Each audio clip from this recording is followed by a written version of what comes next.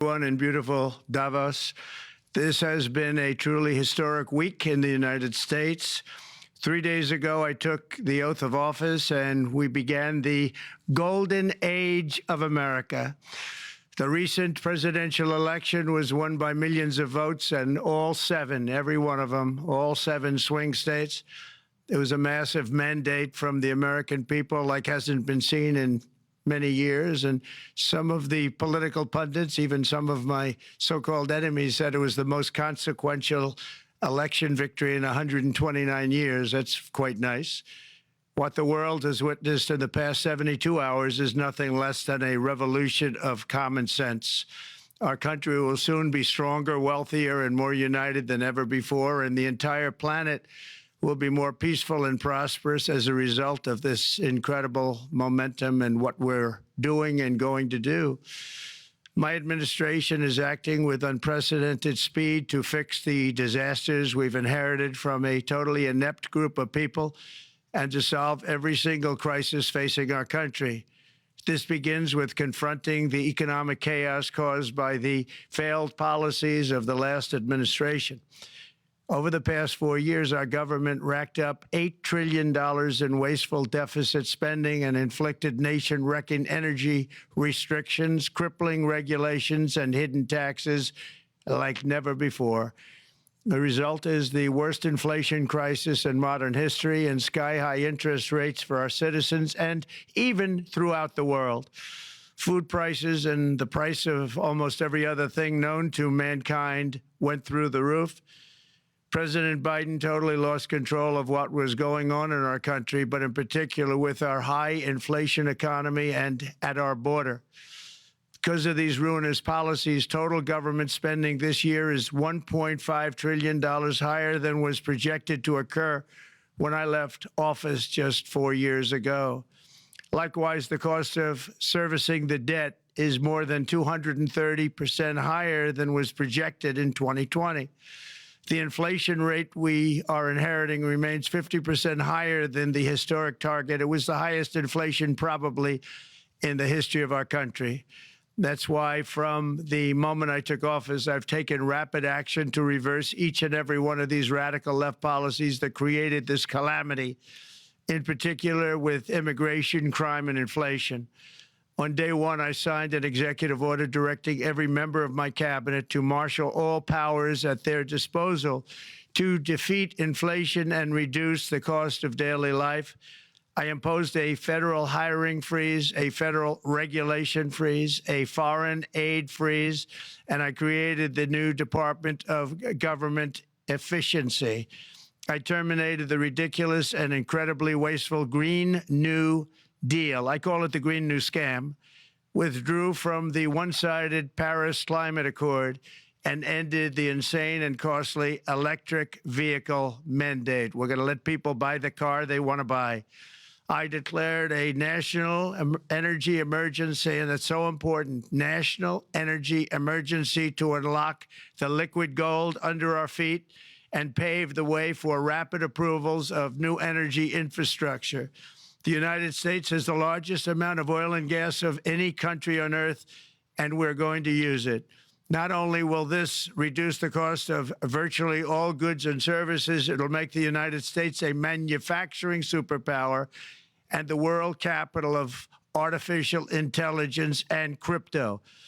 My administration has also begun the largest deregulation campaign in history, far exceeding even the record-setting efforts of my last term.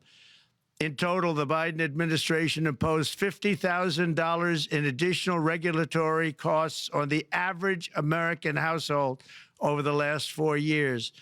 I have promised to eliminate 10 old regulations for every new regulation, which will soon put many thousands of dollars back in the pockets of American families. To further unleash our economy, our majorities in the House and Senate, which we also took along with the presidency, are going to pass the largest tax cut in American history, including massive tax cuts for workers and family, and big tax cuts for domestic producers and manufacturers. And we're working with the Democrats on getting an extension of the original Trump tax cuts, as you probably know. by just reading any paper. My message to every business in the world is very simple. Come make your product in America, and we will give you among the lowest taxes of any nation on earth. We're bringing them down very substantially, even from the original Trump tax cuts. But if you don't make your product in America, which is your prerogative, then very simply you will have to pay a tariff, differing amounts, but a tariff which will direct hundreds of billions of dollars and even trillions of dollars into our treasury to strengthen our economy and pay down debt. Under the Trump administration, there will be no better place on earth to create jobs, build factories, or grow a company than right here in the good old USA. Already Americans' economic, you can see this, I think, maybe even in your wonderful, wonderful room that you're all gathered together, so many of my friends, but Americans, the economic confidence is soaring like we haven't seen in many, many decades, maybe not at all. Upon my election, it was just announced that small business optimism skyrocketed by 41 points in a single month. That's the highest ever. There's never been anything like that. SoftBank has announced between a $100 and $200 billion investment in the U.S. economy because of the election result. And just 2 days ago, Oracle, SoftBank, and OpenAI announced a $500 billion investment in AI infrastructure. Other companies likewise have announced billions and billions and billions, adding up to trillions of investment in America, in the United States. And it's also reported today in the papers that Saudi Arabia will be investing at least $600 billion in America, but I'll be asking the Crown Prince, who's a fantastic guy, to round it out to around $1 trillion. I think they'll do that because we've been very good to them. And I'm also going to ask Saudi Arabia and OPEC to bring down the cost of oil. You got to bring it down, which, frankly, I'm surprised they didn't do before the election. That didn't show a lot of love by them not doing it. I was a little surprised by that. If the price came down, the Russia-Ukraine war would end immediately. Right now, the price is high enough that that war will continue. You got to bring down the oil price. You got to end that war. They should have done it long ago. They're very responsible, actually, to a certain extent, for what's taking place. Millions of lives are being lost. With oil prices going down, I'll demand that interest rates drop immediately, and likewise, they should be dropping all over the world. Interest rates should follow us. All over, the progress that you're seeing is happening because of our historic victory in a recent presidential election, one that has become quite well known throughout the world. I think a lot of things are happening to a lot of countries. They say that there's light shining all over the world since the election, and even countries that we aren't particularly friendly with are happy because they understand what there is a future and how great the future will be. Under our leadership, America is back and open for business. And this week, I'm also taking swift action to stop the invasion at our southern border. They allowed people to come in at levels that nobody's ever seen before. It was ridiculous.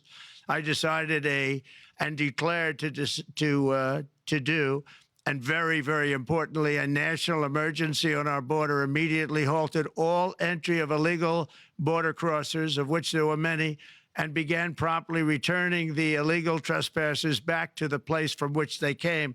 That action, as you've probably seen, has already started very strongly. I've deployed active duty U.S. military and National Guard troops to the border to assist in repelling the invasion. It was really an invasion. We will not allow our territory to be violated. After 4 long years, the United States is strong and sovereign and a beautiful nation once again. It's a strong, sovereign nation. In addition, I'm pleased to report that America is also a free nation once again. On day one, I signed an executive order to stop all government censorship. No longer will our government label the speech of our own citizens as misinformation or disinformation, which are the favorite words of censors and those who wish to stop the free exchange of ideas and, frankly, progress. We have saved free speech in America, and we've saved it strongly. With another historic executive order this week, I also ended the weaponization of law enforcement against the American people and, frankly, against politicians. and restored the fair, equal, and impartial rule of law. My administration has taken action to abolish all discriminatory diversity, equity, and inclusion nonsense, and these are policies that were absolute nonsense throughout the government and the private sector. With the recent yet somewhat unexpected great Supreme Court decision just made, America will once again become a merit-based country. You have to hear that word, merit-based country. And I've made it official, an official policy of the United States, that there are only two genders, male and female. And we will have no men participating in women's sports, and transgender operations, which became the rage, will occur very rarely. Finally, as we restore common sense in America, we're moving quickly to bring back strength and peace and stability abroad. I'm also going to ask all NATO nations to increase defense spending to 5% of GDP, which is what it should have been years ago. It was only at 2%, and most nations didn't pay until I came along. I insisted that they pay, and they did, because the United States was really paying the difference at that time, and it was unfair to the United States. But many, many things have been unfair for many years to the United States. Before even taking office, my team negotiated a ceasefire agreement in the Middle East, which wouldn't have happened without us, as I think most of the people in the room know. Earlier this week, the hostages began to return to their families. They are returning, and it's a beautiful sight, and they'll be coming in more and more. They started coming back on Sunday. Our efforts to secure a peace settlement between Russia and Ukraine are now hopefully underway. It's so important to get that done. That is an absolute killing field. Millions of soldiers are being killed. Nobody's seen anything like it since World War II. They're laying dead all over the flat fields. It's a flat field farmland, and there's millions of Russians and millions of Ukrainians. Nobody's seen anything like it since World War II. It's time to end it. And here in America, we have big events coming up. Next year, we have the 250th anniversary of America's founding. I'm so honored to be president during that. That's been a big event. They've been talking about it for 10 years. We also have the World Cup, and I understand Gianni's in the room. Infantino, he was very instrumental in helping us get it. He's there with you someplace, I think, and I want to thank him for that. And then we have the Olympics coming up, which I was instrumental in getting also in my first term. And who would have known that by skipping a term, I would get the Olympics? I was upset. I said, you know, I got the Olympics to come and I won't be president. But it turned out through a stroke of luck, or whatever you might call it, that I'm going to be president during the World Cup and the Olympics and the 250th anniversary. So that's going to be three big events. And we've accomplished more in less than 4 days. We have really been working 4 days than other administrations have accomplished in 4 years. And we're just getting started. It's really an amazing thing to see, and the spirit and the light over our country has been incredible. Under the last administration, our nation has suffered greatly, but we're going to bring it back and make it greater, bigger, stronger, better than ever before.